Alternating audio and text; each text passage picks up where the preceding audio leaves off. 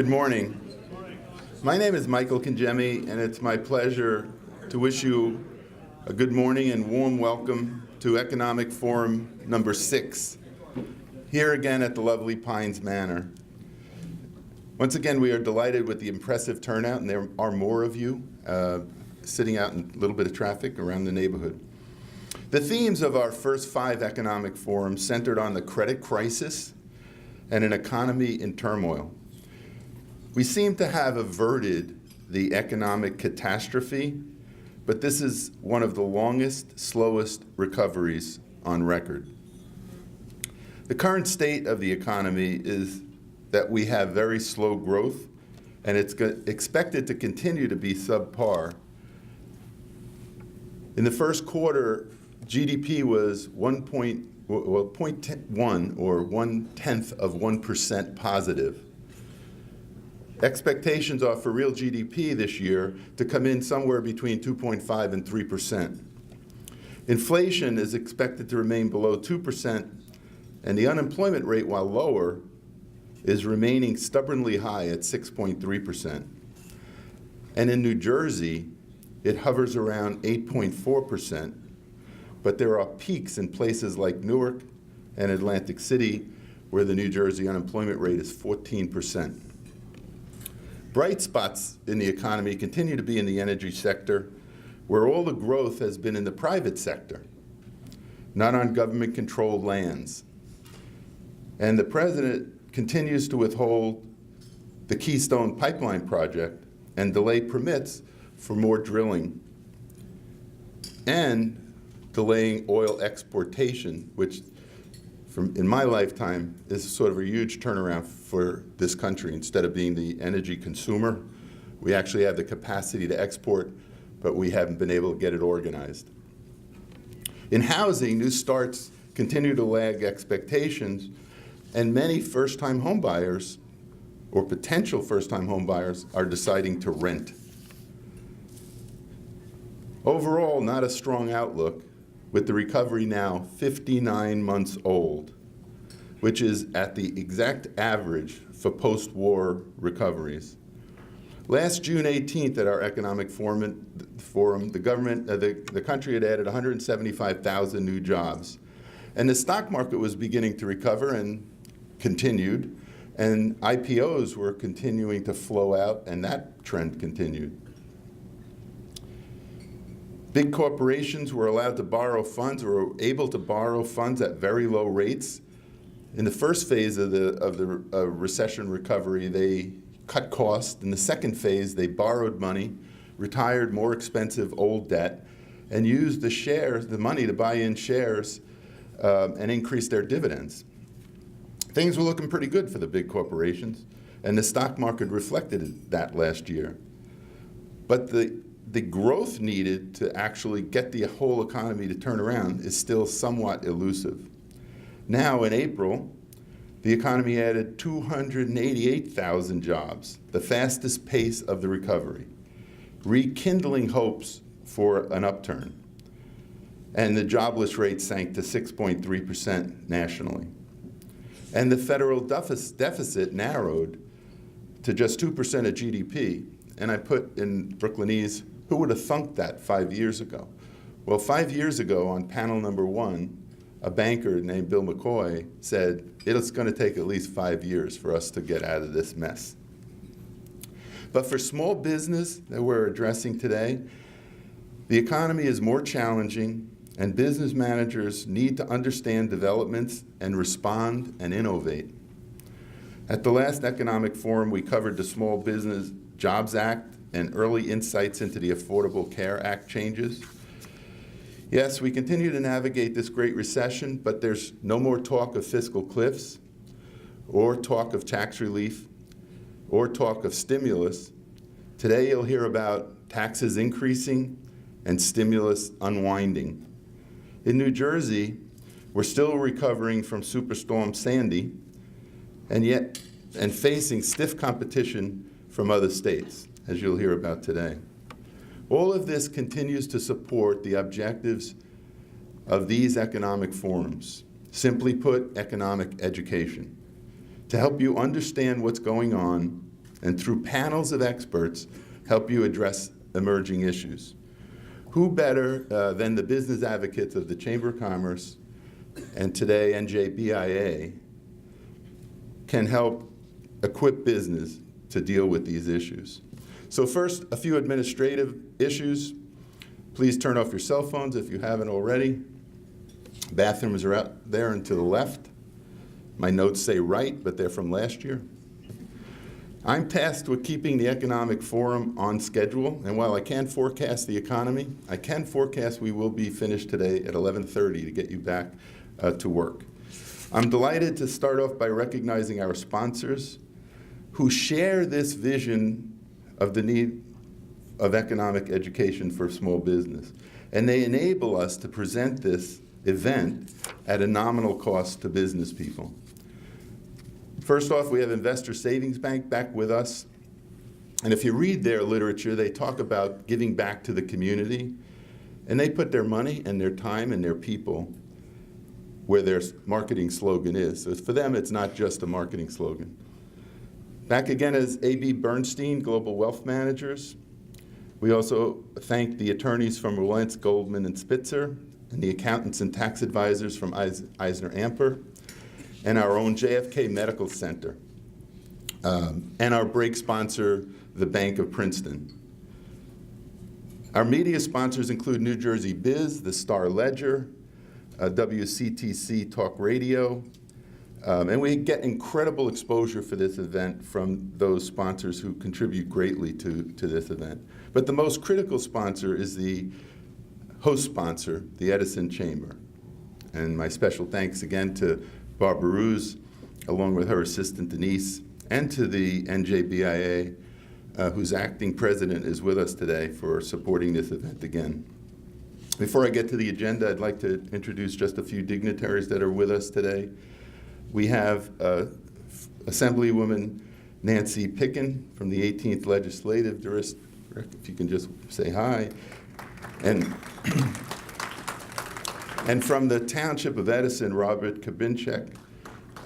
Both of these faces are not new to me. I serve on the Edison Chamber Economic Development Committee, and I'm happy to say that they've attended our meetings, listened to us, and interact and try to do what they can to help business. As we say at each economic forum, it's imperative for business and government to work together, and we're delighted that you guys are here with us today. As mentioned in previous forums, we addressed things like the credit crisis and the recession, which for a time produced negative GDP, the rising unemployment and falling consumer spending. This was so severe, it was called the Great Recession. While the economy has stabilized, we still have high unemployment, and we still have continued government intervention, this time with quantitative easing. And we still have low interest rates, which hurts savers and seniors like me. We've had, along the way, a huge development in the Affordable Care Act. You'll hear more about these issues today in the panel discussions. But we all know just how challenging business is right now. The big concerns now involve further unwinding of government stimulus and paying back the government debt. More importantly, we read about the uniqueness of this event and how economists and commentators say we are in uncharted waters. And that's the area that scares me the most. In Economic Forum 1, we asked why gold was at $1,200. In May of 2011, at a forum, it was $1,500. It went higher than that to $1,750 that October. And today it's back down around $1,289. So that can give you some comfort. Last May, the Fed signaled it might slow down the pace of quantitative easing, and interest rates jumped up. The 10-year almost hit 3%. Today, the 10-year is at 2.62. It's down, and the reason it's down is because of concerns, mostly on the worldwide stage. Issues like the Ukraine, but also because of a lack of corporate growth to support the rising stock prices, and everybody's still waiting for companies to make more money. An interesting area for me to follow is cities like Detroit now that have filed for bankruptcy. And not only the bondholders took a haircut, a reduction in the interest payments, but the pensioners of Detroit have taken a haircut. I think that demonstrates how serious the scenario is in the case of government spending. That same scenario is playing out in Rhode Island. I don't know if you read that, but there they had all the unions lined up and everybody voted in favor of taking a haircut or slightly adjusting pensions so that they didn't have to take a bigger hit. And all but one government union approved that, so they're now going to court. And you've read about Greece in the past and the European nations that are all starting to make changes. Fascinating changes are taking place in Italy right now. Interesting, if you care more about that, to read more about that. So the key takeaway today is the risks of business are great. There's slow growth, and there's still uncertainty. Some of you know I started out life as what I call a business junkie. I started to work on Wall Street when I was in high school. And I became a CPA and basically worked my way up the corporate ladder. Spent 15 years in public practice. And right here in Edison, I ran a consumer products company for 12 years. And it taught me that you really have to factor in the economy. I was very active with the chamber, became the chairman of the chamber, and all of these positions served me well and taught me to pay attention to macroeconomic developments, study new laws and developments, and factor them into your business decisions. So as I turn to today's agenda, once again, I applaud you, all of you, who have chosen wisely to spend a few hours here today learning about new developments and how they may affect your business. Today we're going to begin with an important update on economic issues facing our state with a view from the NJBIA. That'll be the only formal presentation. It'll be followed, again, by two fast-paced panels. And we want these forums to be interactive. And so we have put index cards on all the tables. And you can write your questions down, and the chamber staff will help pick them up. And then we'll kind of run through initial questions with the panel and then bring in your questions. Special thanks to Robert Weeks, who's going to help us organize those questions. Barbara and the chamber have once again produced a wonderful takeaway agenda, and all the detailed bios are in there. So we won't waste a lot of time reading bios. But, well, I want to put in a plug for panel 2 because there's going to be a break after panel 1. Don't leave. This has been my pet project. My career has been involved with technology in a big way. I love it. I think there's tremendous advantages for business, and I think there's tremendous risks, and we have a wonderful panel that's going to address that. But start us off today, we're going to hear from Melanie Willoughby. Melanie is the acting president of the NJBIA. And I knew a little bit I was a member of it. Obviously, my company was a member. It's 21,000 members, but I didn't know that that is the largest state-level business association in the United States. And together, the members of the NJBIA employ more than 1 million people, pretty significant numbers. She joined as Vice President of Government Affairs, and she fought for pro-business policies with the legislature through 4 gubernatorial administrations. And under her leadership, NJBIA has maintained a reputation as a first-rate government affairs organization and the state's premier business lobby. I have to say, prior to joining the NJBIA, she was the CEO of New Jersey Retail Merchants Association, which is an organization I interfaced with. She's been on numerous committees, too many to mention here, but you can read them in there. The one I want to point out, and she will talk about, is her role in the Unemployment Insurance Reform Task Force.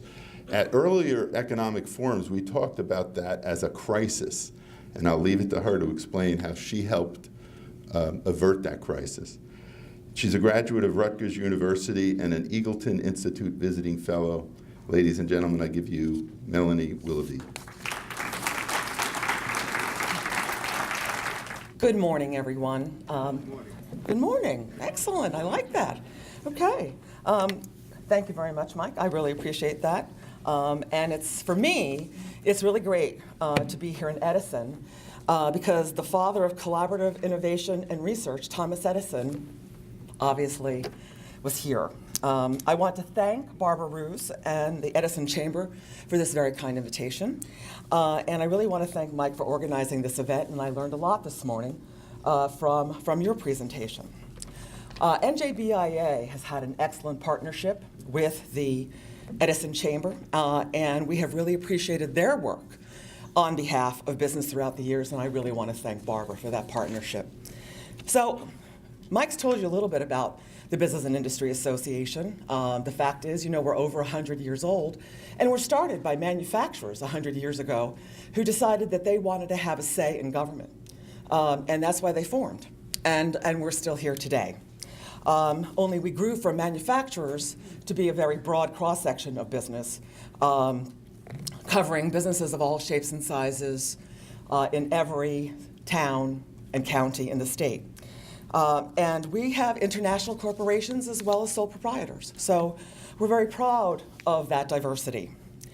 Our overriding goal in the association still is the same as it was over 100 years ago, which is actually to protect member companies and the New Jersey economy as a whole, because we feel that it's important for companies in the state to really have the kind of advocacy that they need in order for this state to be more prosperous.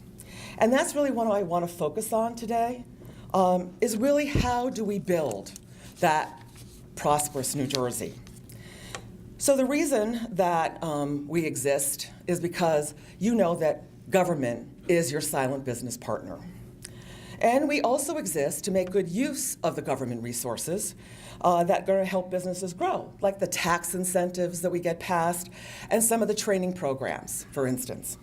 But it's really a balancing act that has to occur so that we engage in that balancing act every day to ensure that government is not only in your pocket, but also that you're being able to benefit from some of the services that government provides. So how do we do that?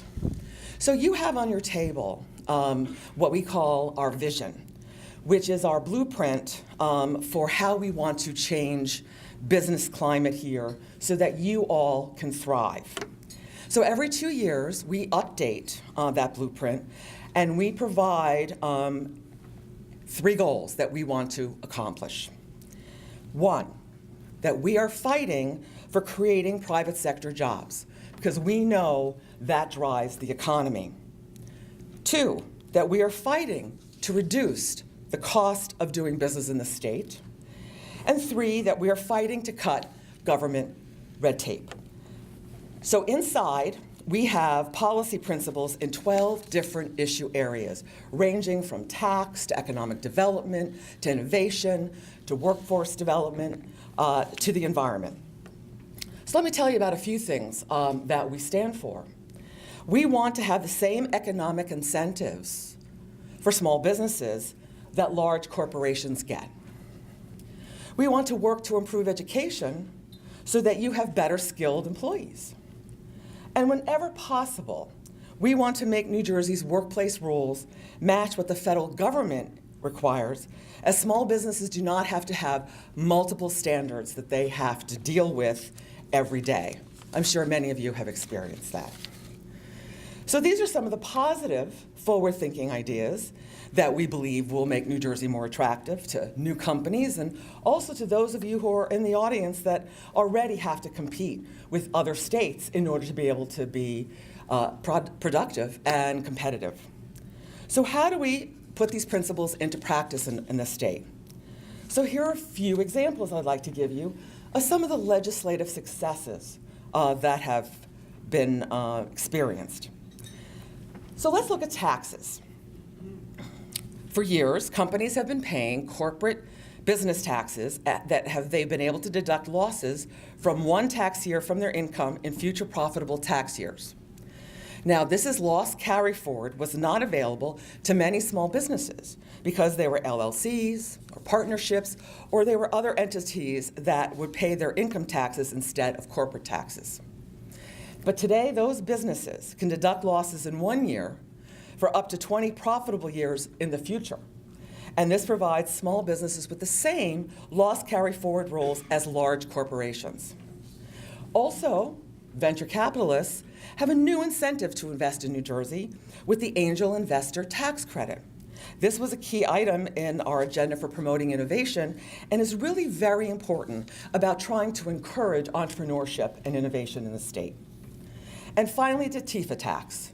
Yes, there are lots of acronyms in government, but the most important thing for you to know is that this tax was phased out, and it was a tax that was on your electric bill that added an additional 4% to your electric bill. Well, it's gone now. So one of the reasons that we have been successful in initiating our pro-business solutions is because we believe that we have an obligation as a business association in this state to do more than just support legislation or oppose it. Instead, we feel that it's our obligation to collect from you what your concerns are, and then to take those and go to the policymakers and say, this is what the solutions are to the business problems, and we want your help in ensuring that businesses can grow by meeting these solutions. So a perfect example is the Unemployment Insurance Trust Fund, which we got very, very involved in. So when Governor Christie came to office, the fund was broke. It had been broken for a long time because of the fact that governors and legislatures had raided the fund to the tune of billions of dollars and had taken out of that fund the money you had put in that was going to be there to pay for your unemployed workers. But unfortunately, they took the money because they saw and couldn't resist a pot of money that was there that helped to fund the state budget for years.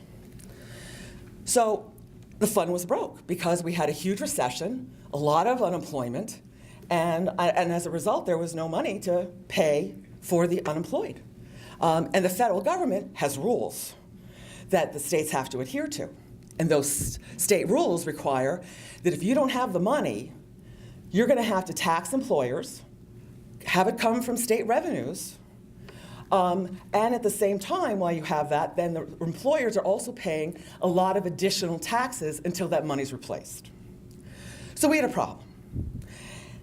And we came up with a solution because you were all facing a $1 billion tax hike immediately. That would have hit you July 1st. And we said, that's not possible. We cannot do that to employers. That was going to really be a huge, huge problem. So what we did instead was we said that, first of all, we believe that you can actually phase in the tax.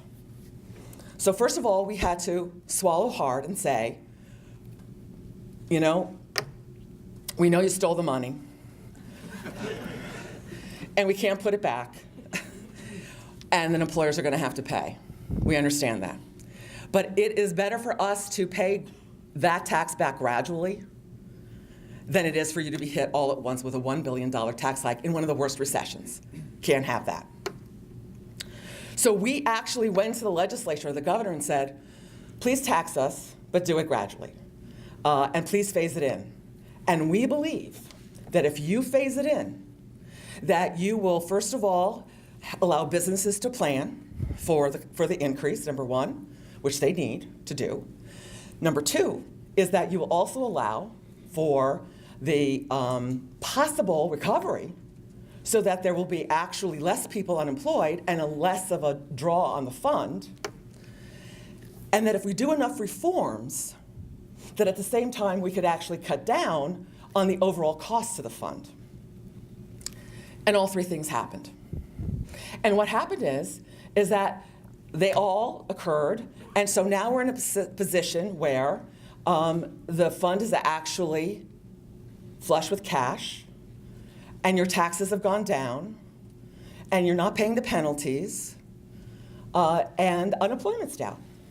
And so all those things came to pass because we were willing to step up as the business community coming in with a solution that the legislature and the governor thought just wasn't possible. And that's what I mean when I say that, you know, we need to come to the table with the solutions that are actually going to convince the legislature or the governor about how we would like to have those things happen. So that was Government works slowly. That was a 3-year process. You have to be patient. But we were able to get that done. So I'm sure you've seen the press releases about the fact that the fund now has the money to be able to pay unemployment. And you're all rated based on your usage of the fund. So some people will see a bigger tax reduction than others. But the point is that it's going down. So let me also talk about workforce solutions, because that's another issue that our employers talk to us about all the time. And they basically say that I can't find the workers I need. And there are a lot of people who are unemployed, but they can't find the workers. And the fact is that it's because there's a huge skills gap that exists in our state. And that's one of the things that we see as our role, is to help with the skills gap. Because during the recession, a lot of companies stopped, because they didn't have the money, to actually train workers as they came in. They were really more interested in having individuals who were ready to hit the ground running. And I understand that. And so how are we going to help employers with that need? So what we have done is we have helped with the Department of Labor to line up New Jersey worker training programs with the jobs that will be in demand in the future. Kind of an interesting concept, that you train and use those dollars for the jobs that are needed in the workforce. Not so what was happening. Department of Labor was just training people, and hopefully they would get a job. We wanted to take those scarce resources and focus them. Another was the basic skills training programs. 8 years ago, the programs of training people who are entry level in basic skills was only for companies that had essentially 10 employees who could participate. Most companies in New Jersey have less than 10 employees, so they were just cut out completely.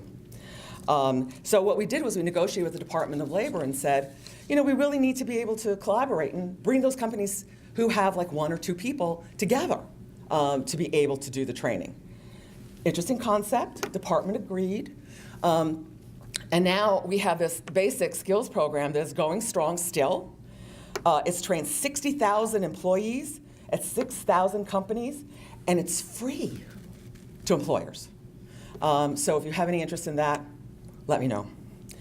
We also have the state's VOTEC high schools, who are incredible. They do phenomenal work.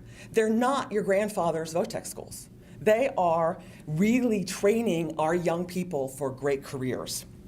And we work very closely with them in helping to partner companies with a VOTEC high school to be able to provide children with the kind of work-based learning that they need in order to be successful. So we also have a coalition, if you'd like to participate in that, on helping to build career and technical education in your community. We also work very closely with Junior Achievement. Junior Achievement likes to go out into the schools, taking business people like you with them, so that you can talk to young people about what you do and mentor and coach them. Because they really need to understand what the world of work is all about. And I think it's incumbent upon us to try to help our young people do that. And so I encourage you to participate. And finally, the most fundamental skill of all are employability skills. You could call them soft skills. You could call them sort of personal development skills. We like to call them employability skills. And we're working with the state and Lieutenant Governor to include lessons in high schools and in colleges on what is expected of young people when they get into the world of work. I know when I hear from employers that what they tell me is that not only do people lack the employability skills when they hire them, but it's the prime reason they fire them is because they just weren't able to get it about how to get along in the workforce, about having and wearing the right clothes, having the right attitude, being able to work as a member of a team, and knowing to put down the cell phone. So what we like to do here at NJBIA is we like to bring together all of the partners. We like to break down the silos between business, government, and educators. And we like to do that with all of the members of the legislature, the governor, and also the departments in order to be able to come up with solutions and get the job done. We want to make sure that you have what you need in order to be successful. So the last thing I want to talk about today, before I end, is innovation. I'm in the home of innovation. I would be remiss if I did not mention it, because historically, innovation has really, as you know, been a very strong point of New Jersey. It was what we were all about. But it's not a position that should be taken for granted. It's because really what is needed today is we need to be known once again as having an innovation ecosystem. We need to have an environment where innovation can thrive. So where businesses can leverage the knowledge and resources of our state colleges and research universities. A place that attracts companies whose biggest assets are their ideas and keeps those valuable research dollars in the state. I don't want them going to MIT and Silicon Valley. I want those dollars here. And the blueprint for that is actually in one of the reports that we did called Building Bridges 2. Now, it's a plan, and it has concrete steps on how New Jersey can really increase its collaboration between the private sector and also between the researchers at our institutions of higher education. And this is not just for large companies, but this is for the small companies, the incubators, the entrepreneurs, who also can take advantage of this type of collaboration. So I really feel that if you're interested in that innovation activity, that we have a great report that we can recommend to you, and it has been embraced by the Lieutenant Governor. It's also been embraced by the Christie administration, so much so that he created an innovation council to promote the greater coordination, and that's actually led by the Secretary of Higher Education herself. Colleges and universities have started to step up, recognizing they need to be part of the economic development engine in this state. So NJIT and Rowan University, they have new research partnerships now with Panasonic and with Lockheed Martin, just to name a few. And Rutgers University, my alma mater, has now included a number of our recommendations in their 5-year strategic plan, which was released earlier this year. So that is a little bit of a peek at our vision for the state. One where we want you to thrive, because we're really all in this together. You all have that opportunity to talk to your legislators, to talk to your local officials, to talk to the governor, to basically say, this is what we need in order to make New Jersey a great place to live, work, and prosper. And I thank you so much for having me here today.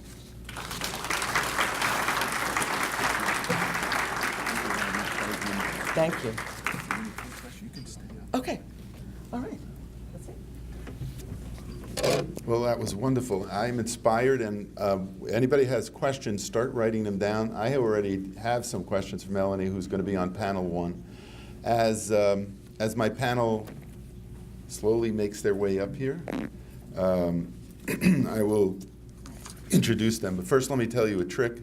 Always build in a cushion at the beginning. We are now back on time. We will stay on time. That's the guy I wanted to see. Panel 1, if you can come up here. They were all here. They know each other, some of them from last year. Don't forget, Melanie, questions. Somebody hold up an index card in case you don't know what they look like. There you go. Thank you. I'm sure you have some questions for Melanie, and for the rest of panel 1 as I introduce them. I know I do, because I want to talk more about electric rates. Panel number 1 is here to talk to us about basically the economy and regulatory update, we call it. And on our panel, we have Melanie, who I've already introduced, Kevin Cummings, is the CEO of Investors Bank, and John Dowd, Vice President with A.B. Bernstein, also lives in Metuchen, right here in the area, and Anthony Di Giacinto, I'm Italian and I have trouble with that, who's a tax director at Eisner Amper, but soon to be a partner. I called him a partner on the radio interview. So I told him I'm helping him get promoted. Or maybe he doesn't want to be. As in the past, I'd like to have Kevin kick us off here on the panel, but first I want to congratulate him and thank him for being here.